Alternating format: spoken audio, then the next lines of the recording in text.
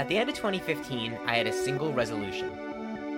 It was not a particularly ambitious resolution, but it had a quality that I felt more or less guaranteed my success. See, usually, when a person makes a New Year's resolution about drinking, they resolve to drink less. Only local beer in 2016. Here's how it's gonna work. Whatever state I'm in, the only beer I can drink has to be from that state. And I'm happy to tell you that I kept my resolution. In 2016, I spent some time in Maine, Massachusetts, and mostly New Hampshire, and I stuck to local breweries every time. Local beer all year. I also drank a lot of wine and hard liquor from, wherever. Now, New Hampshire has a lot of breweries, which certainly made my work easier. I just brought up a brewery map right now, and there were 43 of them in 2015, so there's gotta be over 50 at this point. 43 breweries in a state that doesn't have a lot more than 43 people. Now, a lot of these breweries, they don't have much in the way of distribution, so I've had beer probably from less than half. And I've only visited maybe, eight of them. I mean, I did this resolution, I did it, but did I really do it right? Part of my objective was just to support my local economy, and I did that. I think also part of it was just limiting my choices at restaurants and parties. Again, check. But did I get to know my local beer scene? Should I maybe just do that now? Welcome to the last podcast. I'm your host, Zac Little. This episode is about beer.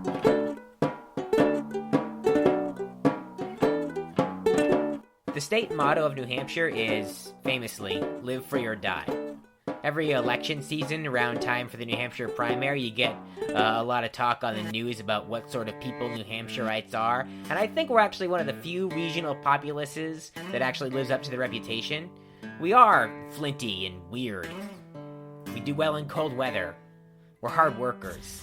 Christy, do you remember when you walked into Roller's Flying Fish, the restaurant in Chestnut Hill, Pennsylvania? Do you remember why Paul hired you on the spot? Yes. Why was that? Because I was from New Hampshire. I'm trying to say there is a distinguishing characteristic to people from New Hampshire, despite our racial homogeneity. So then, if there's something particular to the character of New Hampshireites, is there something particular to the character of New Hampshire brewers? One person who might know is the photographer Michael Penney.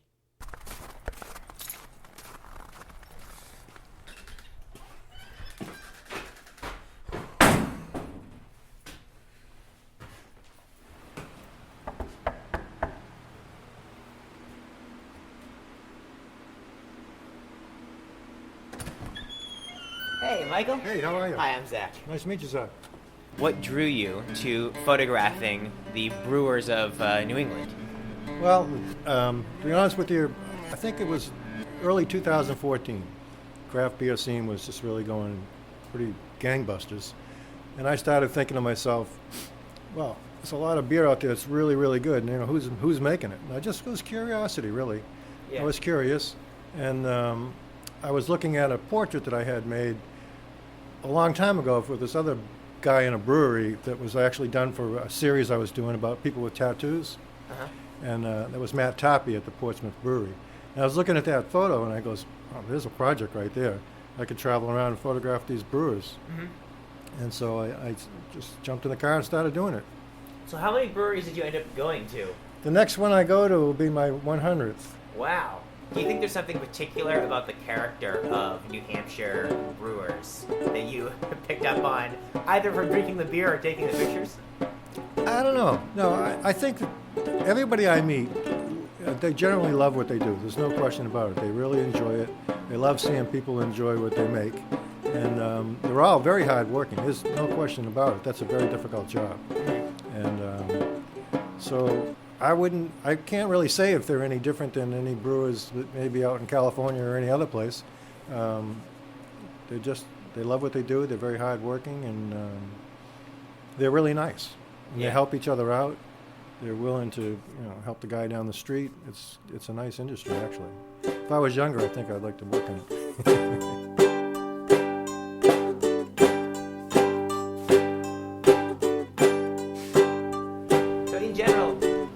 how'd you get started in photography? How did I get started in photography is a long story. Goes way back in the day. I used to work for the New England Telephone Company, and I got laid off because I was low man on the totem pole when all the things converged and stuff. I bought myself a camera, and I was just walking around taking pictures, and I enjoyed it. And I said, well, people make a living doing this somehow. So I looked into it and ended up going to the New England School of Photography in Boston, 2-year school, and I haven't looked back since. The train is... Yeah, it's right over there. It's quieter here than it is at my house because my house is across the river, and it just picks up across the river, and it sounds like it's inside my house. It's funny. It's weird to hear it so close. It feels like a much more gentle train than it does. Yeah, it's a cool spot right here because I got the river right behind me. I used to be in Portsmouth, but it got too expensive. That's what I've heard. Yeah. So I come up to here, and rents keep going up here every year too. But it's still not like Portsmouth. Right. And I don't know. It's important. Got to have art. Absolutely. Although some people don't think this is art because I don't know why. It's like I've been accused of they look too like magazine. They look like magazine photos. Therefore, it's not art. That's an interesting line of that was criticism. told to me by photography professors. Huh. So I don't know. It's like maybe because it's in color. I don't know. If you strip it, they all look pretty cool. Actually, if you strip the color away and you look at them in black and white, they are pretty interesting. But color to me is all part of it. Yeah, I mean, I feel like color is important to beer. Yeah. And, the other thing is there's a certain kind of quality of, like you were saying, beer is like, they don't cut corners. It's a very specific, it's a very long process making beer. And it's not unlike, an art like photography in that, there's all this technical stuff behind it that people don't understand. People see it. It's funny that you're saying that it's photography professors that are saying that because you'd think they would understand that there's a process behind this. And, when I look at all these portraits together, there are qualities to them that are the same, and then there are qualities that are different. And even if people weren't holding beer in these pictures, I think I would think about beer a little bit. Funny thing happened with when I photographed Jim Cook, the owner of the Boston Beer Company, Sam Adams. Yeah. He had his assistant come with him, and she followed him around and kept topping off his beer, so he had a head of beer about 2 inches thick. That was kind of funny, but he was a pretty funny guy. He was enjoyable to photograph, actually. He was pretty nice. So Christy and I have, I think, long identified with the ethos of brewers, but I think there was a pivotal brewery trip in our past, which was the fall of 2013. We had a failed road trip because we got into a car accident in Albany, New York, which, by the way, is something I would not wish on my worst enemy, being stranded in Albany. But then we spent some time exploring the Finger Lakes, and then we kind of limped home by way of Cape Cod. And so we visited these two breweries. One of them was the Omegang Brewery in upstate New York. If you know Omegang at all, you know them from their official Game of Thrones tie-in beers, such as the Take the Black Stout. That's a real name. It sounds like I just came up with it off the top of my head, but it's real. And at Omegang Brewery, I had, first of all, one of the greatest meals of my life. This chicken and waffles thing with like a raspberry reduction and like a vanilla pepper sauce.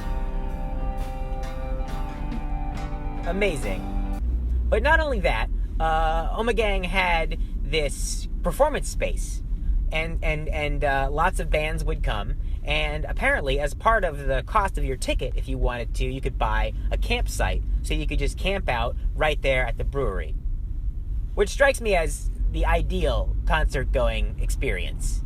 And Omegang just seemed so extraordinarily well set up. They were kind of in the middle of nowhere, but they had all this space, and these great artists came there, and they had wonderful food. And it's, in the event of an apocalypse, that's where I'm going. I'm going to Cooperstown, New York. And I don't even like baseball. The other brewery that we went to was Cape Cod Brewery, and if you know about them at all, it's because you've been there, because their distribution is so small that, I mean, their beer literally doesn't leave the Cape. Okay, I've since learned that this stuff about the limited scope of Cape Cod's distribution is no longer totally true. So, you know, good for them. But also, just for the romanticism of it all, let's pretend that it is. And something about that in this sort of age of a global interconnectivism, not a word, something about that struck me as really appealingly simple, you know? And then right next to the brewery at Cape Cod was a soap maker, and around the corner was a bakery. And it turned out that, you know, the spare parts from the beer, the spent grain and other ingredients, were being used by the soap place, who in turn gave the brewers soap, and the bakery, who in turn gave the brewers bread.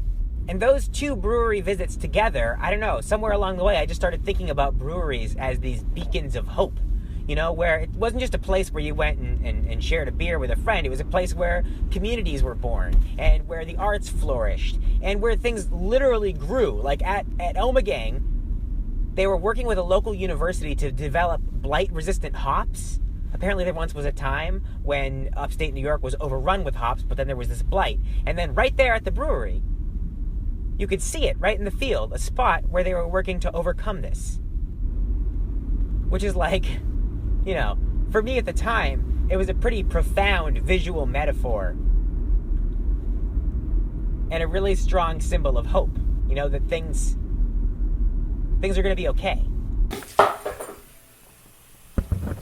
Okay, say again what you were just reminding me about the silos at Omegang. Well, I don't know 100% like if this is what they called it, but the reason that that one silo that's painted like a cow is so that that's where the farmers go to pick up the spent grain for their flocks. Right, and like a lot of the breweries you've been to have like served things that were made from spent grain, or like hop salted fries at Seventh Settlement, and like a lot of them incorporate it back into food. Right. It's the idea that they, you know, want to use the whole of the thing that they're using, and then they want to, you know, compost the rest to go into the ground to grow the vegetables that are going to go in their salads and that kind of thing. It's right. It's just a more in touch with many layers of things kind of attitude, I think. Because I think maybe people who would listen to the podcast are maybe aware of like craft beer as a particular art, and there being lots of different kinds of craft beer and that sort of thing, but maybe aren't as aware of the idea of like breweries as these kind of use every part of the beer, cyclical, nose to tail operations. Yeah. Okay, cool. I just wanted to have that part on tape. So my friend David's birthday is in a couple of days, and so earlier today we went on a little brewery tour. 3 local breweries, Liar's Bench, Great Rhythm, and Bad Lab. Breweries just have good names in general, right? And to give the whole thing like a sense of full circleness, the guy at Bad Lab told us that they're working on a collaboration beer with Liar's Bench, and it's going to be called Bad Liar. So while we were there, I caught up with this guy, Steve, who is a longtime friend of David's. Steve brews his own beer, and he's apparently serious enough that he went to his town and had their water tested because he needed to know about the mineral content of the town water in order to take that into account for his beer. Steve also turned me onto this app that's called Untapped, and it's like a social network for beer drinkers, all about beer. You rate your beers, you can cheers other people. I downloaded it immediately, and my first instinct was like, I'm going to delete every other social media app on my phone because this is all I ever need. I would just like to say that I've already earned the drinking local badge on Untapped. Did you start today? Yes, he told me about it like 2 hours ago. I gotta do this now. So, yeah. But so when we're at Bad Lab, Steve and the guy at the bar are getting into it about the particulars of nitro brewing and everything, and I'm sort of half listening to them and half listening to David talk about horse racing, and I'm just thinking like, oh man, I am further behind on this shit than I thought. Like, I really need to know my beer stuff, and I don't. I drink it, but like that's as far as it goes. I need to do my homework.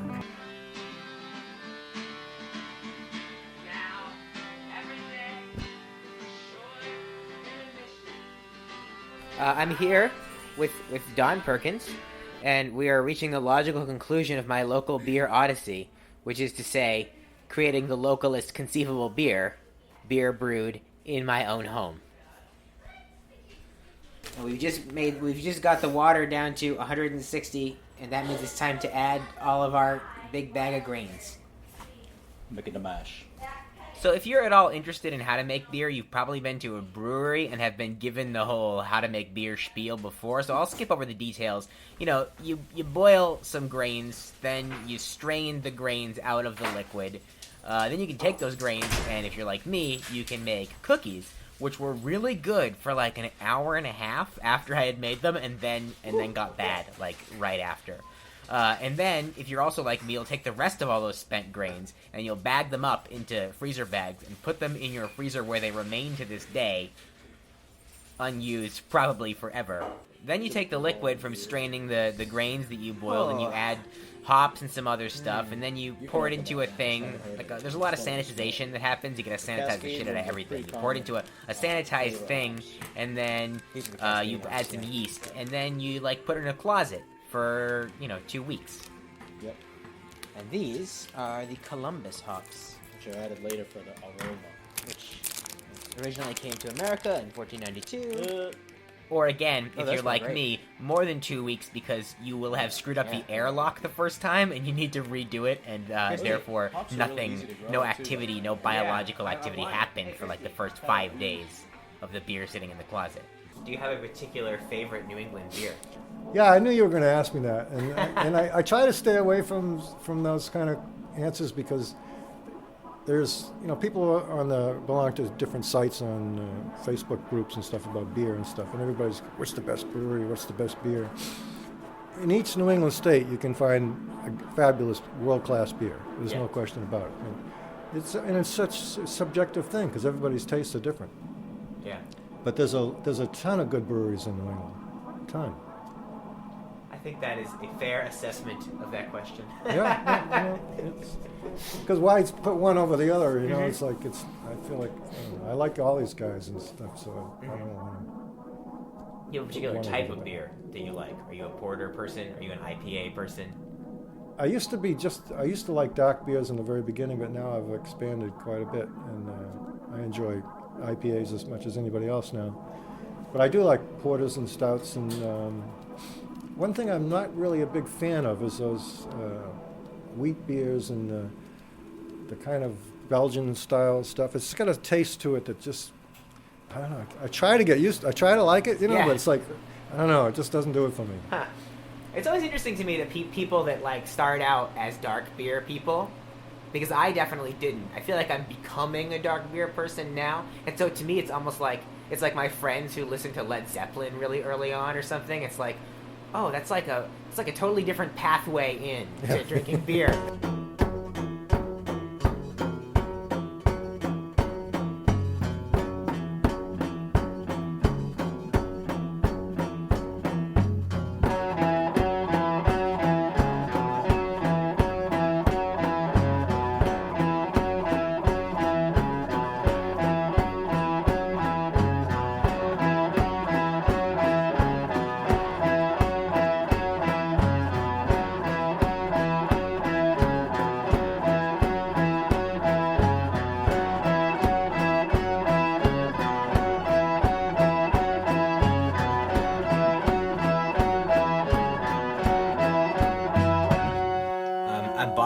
My beer right now. It is a messy and terrifying process. It's a very messy process, and it's one that is so full of compromise that I'm doubting whether or not this will produce anything meaningful in the end. It's kind of like politics that way. Oh, God, it scares me every time.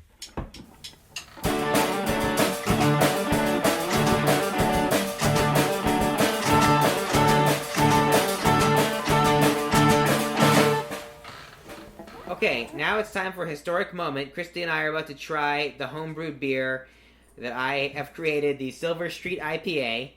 It may poison us to death. If so, please consider this recording our last will and testament. Everything goes to Shosh, including the house, my life insurance policy, etc., etc. Okay, so this is the sound of it opening. That sounds right. That sounds like, look at the, Ooh, ooh, ooh. oh, jeez. Out of control foam just poured out of this beer. It's bubbly. So as you pour the second one, let's talk about the nose on the beer, as it were. It smells like it did when it wasn't done brewing. It's like pretty... Like yeasty? Is that what that smell is? Is that yeast? It's super carbonated. Look at that. Look at the bubbles going. The color is a kind of golden amber color. It's very cloudy, like real thick.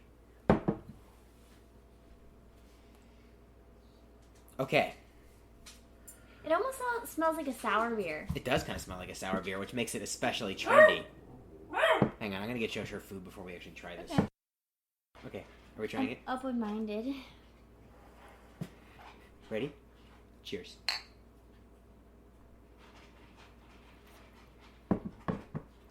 That's actually good. Wait. It's like really flowery. There's And then like a little chalky on the back a end. bad aftertaste. Yeah. It's the honey. I guess so. It tastes like honey. Yeah, it tastes like honey at the end. And not good honey. But it's wicked carbonated, and that's something you don't normally get with homemade beers. Well, there's that at least. The honey brought in the carbonation. I hope that's a good sign. Are you too nervous? No, I mean, it doesn't taste like poison. I think if it tastes like it's going to kill you, it's going to kill you. If it tastes like beer, it's beer. Well, I think the carbonation levels make me feel comfortable with it. Good. And it just tastes a lot like honey to me. Yeah, so it tastes like honey, and it's very carbonated. It's the honey oat IPA of 630 Silver Street Brewery. Silver Street Honey Oat IPA. Okay. I'm really glad it's not disgusting. No, it's not bad. Yeah. Not great.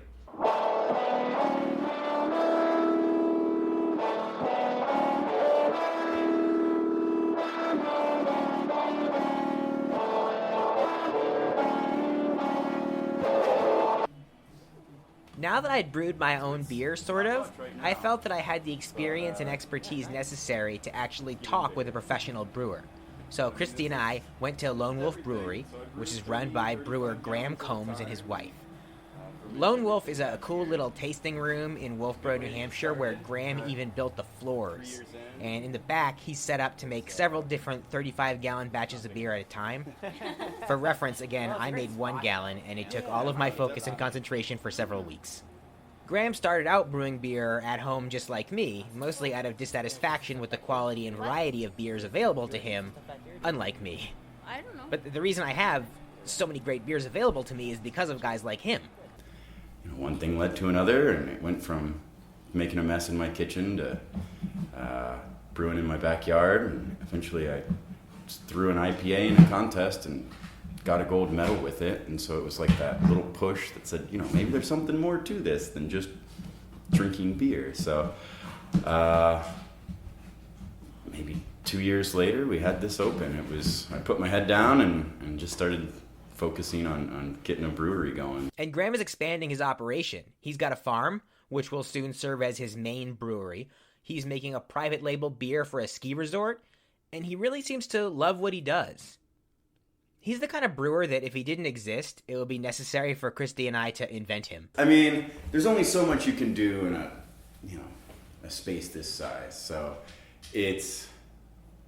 during the summer, people are packed in here like sardines. It's standing room only, and Then in the winter, we take the tables out, throw on the couch, and make it comfortable. So I don't know. I feel like I've really gotten as much as I can out of this space.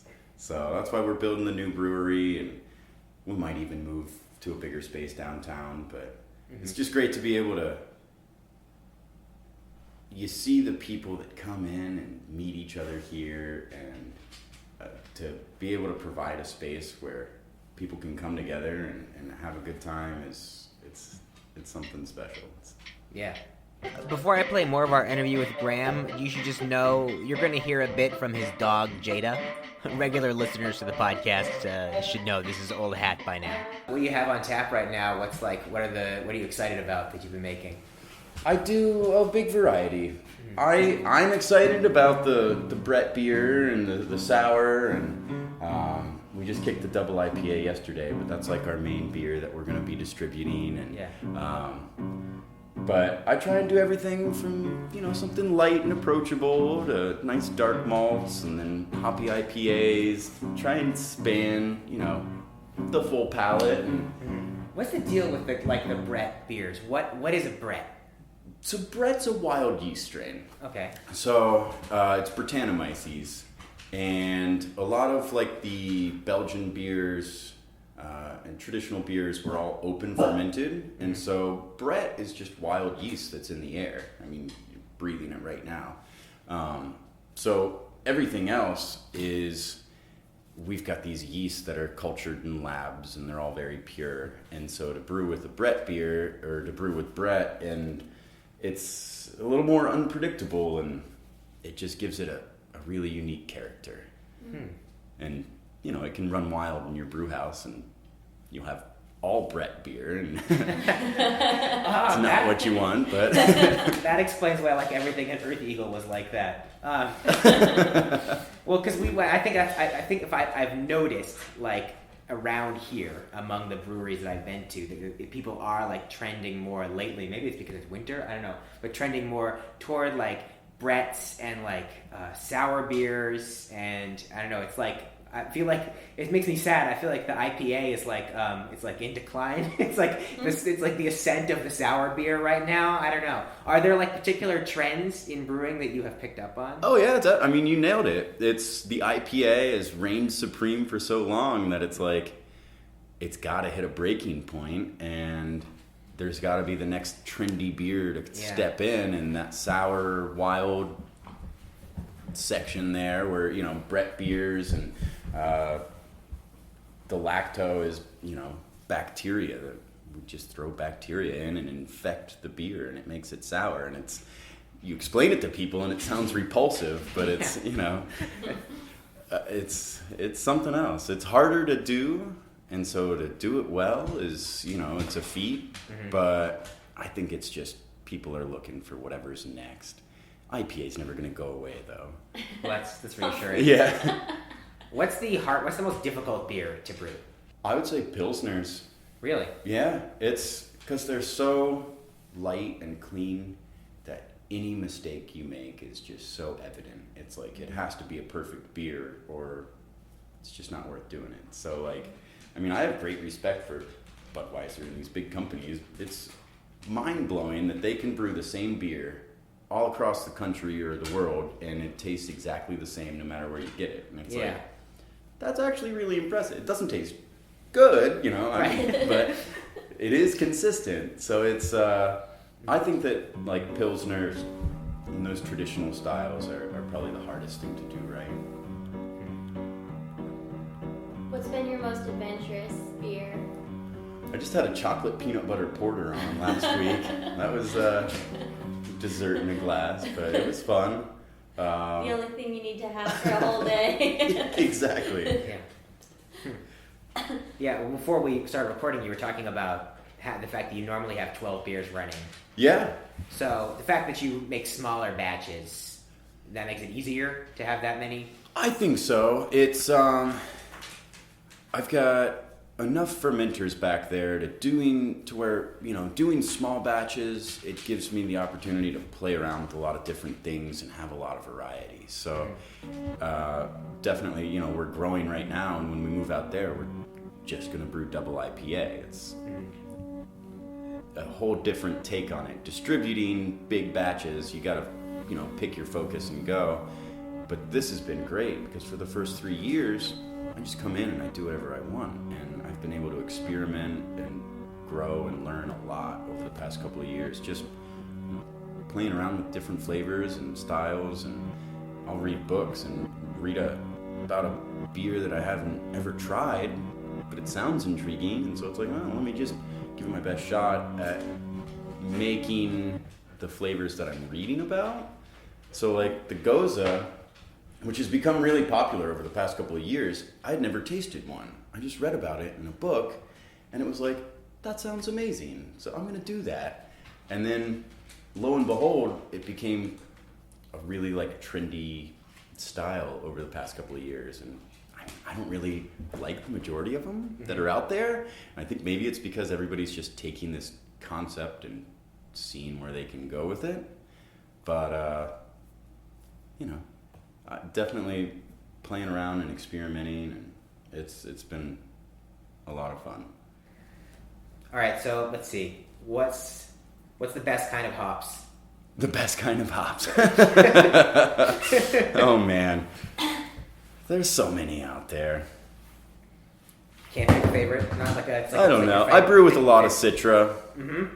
They're popular, but they've just got a great flavor to them. I love New Zealand hops. It's really interesting just tasting the different flavors that you can get from the Pacific Northwest or from New Zealand. The climate really has a big impact on it, but they're always changing.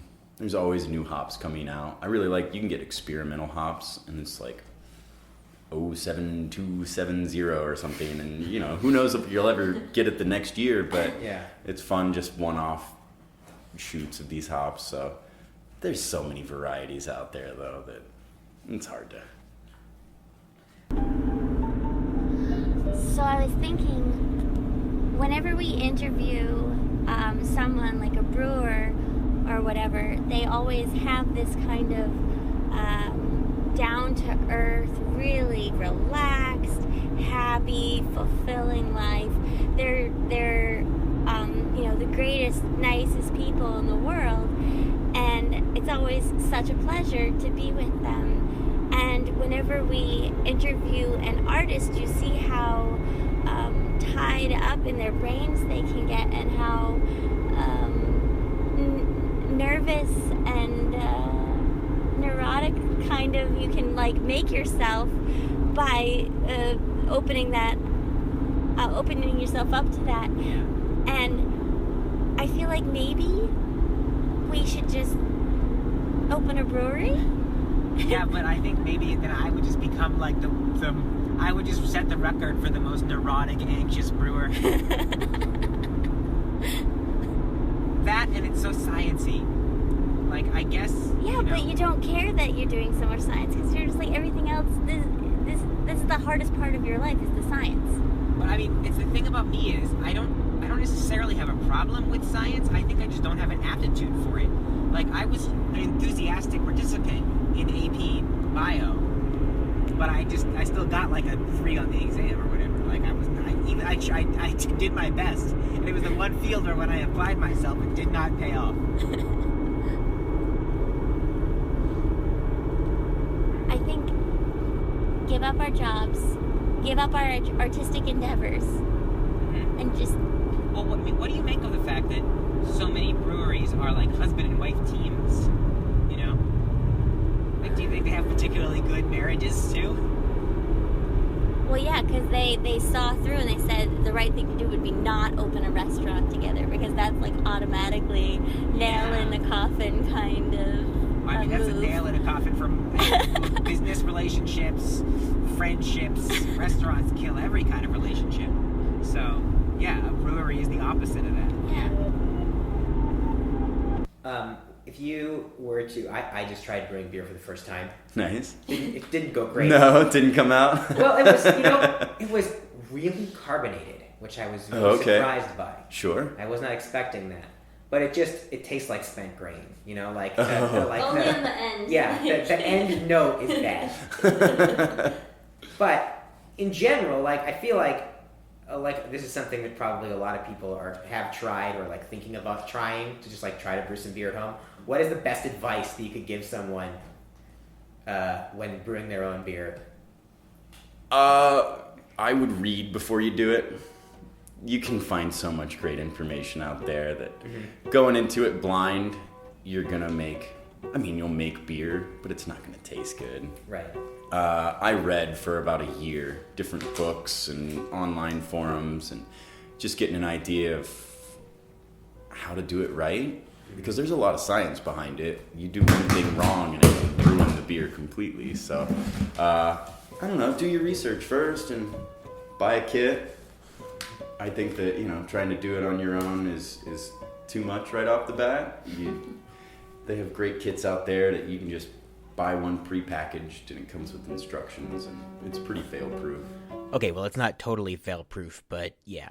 I'm going to keep brewing, and I'm going to keep trying to learn more about beer and other things, too. In general, I've been in the mood to learn lately. And I think, when you get in one of those moods, you gotta seize it. This is like the first time I felt like learning since I got out of college, and that was 7 years ago. If you have any beer book recommendations, send them my way. Graham gave me a few. Also, beer recommendations. Since I've started drinking beyond state lines again, I've really opened up the throttle on this shit. I've got like 32 different beers logged on Untappd already. Oh, and God, please join Untappd. It's free, download it, follow me on there, let's be beer friends. I'm Zac Little. Dave's friend Steve is my only friend on there, it's pathetic. The outro is just random background noise? Yeah. So it's New Hampshire Beer Night during Portsmouth Beer Week. We're here at the Thirsty Moose. I think it's a little bit more than a week. I think it's probably you're right. 12 days. Yeah, it's Portsmouth Beer Week is like 9 or 10 days naturally. So it seems like as good a place as any to end this episode.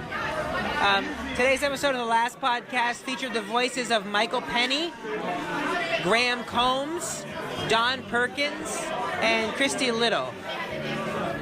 It featured music by me and Christy. So thank you for listening, and we'll see you next week. And, in the meantime, enjoy your beers. It turned off, the phone turned off in the middle, and it really psyched me out, but it's still recording. It's still going. Yeah. Cool.